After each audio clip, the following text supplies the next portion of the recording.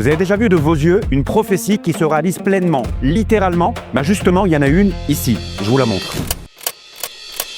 Alors ça a un rapport avec une phrase, pas n'importe laquelle. Pensez à une des phrases de notre prière, une phrase qui est que joie, que bonheur, une phrase qui accompagne tous nos mariages, qui clôture ces bénédictions.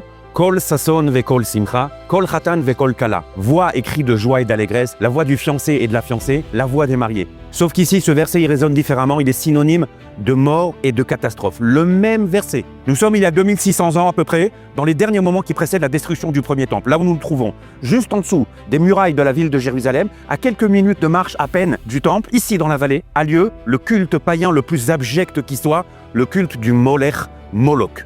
Alors en quoi ça consiste? Ici au centre de la vallée se trouve une grande statue de métal avec les deux bras tendus en avant et en dessous des deux bras, au pied de la statue, vous avez un grand bûcher. Et puis monsieur et madame Israéli, un matin se réveillent, ils prennent un de leurs enfants, ils lui mettent son petit ensemble tout neuf qu'ils ont acheté spécialement pour l'occasion. Madame Israéli essuie une petite larmichette, monsieur Israéli la console et la famille sort de la maison, direction la vallée. De loin, ils entendent déjà le bruit assourdissant des tambours qu'il y a ici dans la vallée. D'ailleurs, ces tambours vont donner à la vallée un de ses noms, Hatofet. Tof en hébreu c'est tambour. Ils s'approchent et non sans mal, ils se séparent de l'enfant, le tendent au prêtre. Celui-ci s'approche de la statue et il va offrir l'enfant au bras de la statue avec le bûcher en dessous. Je vous épargne la suite. D'ailleurs, c'est tellement horrible, tellement abject, que le nom d'origine de cette vallée, Gei Hinnom, la vallée de Hinnom, va donner son nom à la notion de l'enfer en hébreu, Gei Hinnom. Ici, c'est un vrai enfer. Alors l'Éternel s'adresse au prophète Jérémie, Yirmiyahu, et lui dit « Voici que des jours viennent où il ne sera plus question de Tophet, de vallée de Hinnom,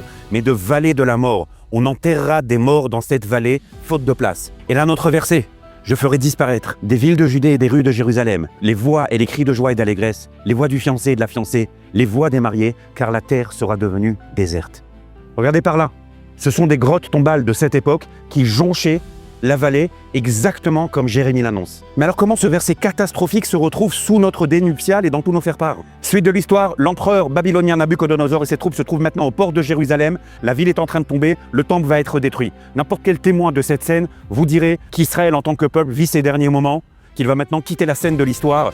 Personne, aucun peuple ne peut se relever d'une telle débâcle. Et là, Jérémie devient maintenant le grand consolateur, celui qui accompagne, celui qui insuffle, celui qui donne un petit peu de force et d'espoir à un peuple brisé qui prend maintenant la route de l'exil. Vous pensez que c'en est fait de nous, que nous allons disparaître?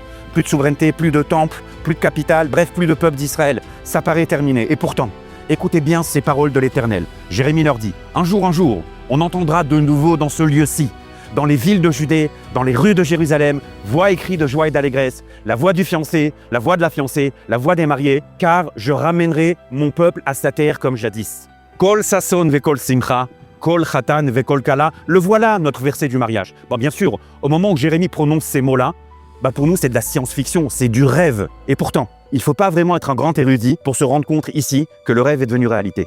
Je suis ici dans cette ancienne vallée de la mort, Gei Hinnom, au cœur de ma capitale, où des centaines de milliers des miens habitent aujourd'hui. Les cris des enfants de joie cette fois-ci retentissent de partout. C'est simple. Je suis le pays de l'OCDE qui a le plus de Kol Chatan et de Kol Kala au monde. Je suis le pays de l'OCDE avec le taux de natalité le plus élevé. Mais plus que ça, au-dessus de moi, juste au-dessus de la vallée, se trouve l'endroit, le spot numéro 1 à Jérusalem, des demandes en mariage, des photos du Chatan et de la Kala avant la soirée, au-dessus de la vallée de la mort, au-dessus du Gei Hinnom. Je suis convaincu que ce verset à double tranchant, presque ce prophète à double tranchant, Jérémie, nous apprend comment appréhender ce jour de deuil national qu'est Tisha B'Av et quoi prendre avec nous de ce jour-là. D'abord, ressentir profondément la cassure, la brisure de ces jours-ci, le manque, l'exil interminable et les affres de cet exil, la relation unique avec l'Éternel qui est perdue, le temple qui est détruit. Être capable de ressentir profondément ce manque-là, à tel point qu'on est dans un état d'esprit de deuil, ça veut dire de vouloir intensément la réparation, le retour, que la cassure s'arrête, que l'unité soit retrouvée, que la terre soit retrouvée, que la voix d'Israël soit retrouvée. De tellement le vouloir, que quand ça arrive, on est capable de le voir, de ne pas le rater, et donc d'y participer activement, de le hâter s'il faut, de ne pas rater ce temps du retour, de ne pas rater ces moments de consolation, et de devenir des acteurs de cette consolation, de devenir des consolateurs. Nachamu, Nachamu, ami. Consolez, consolez mon peuple.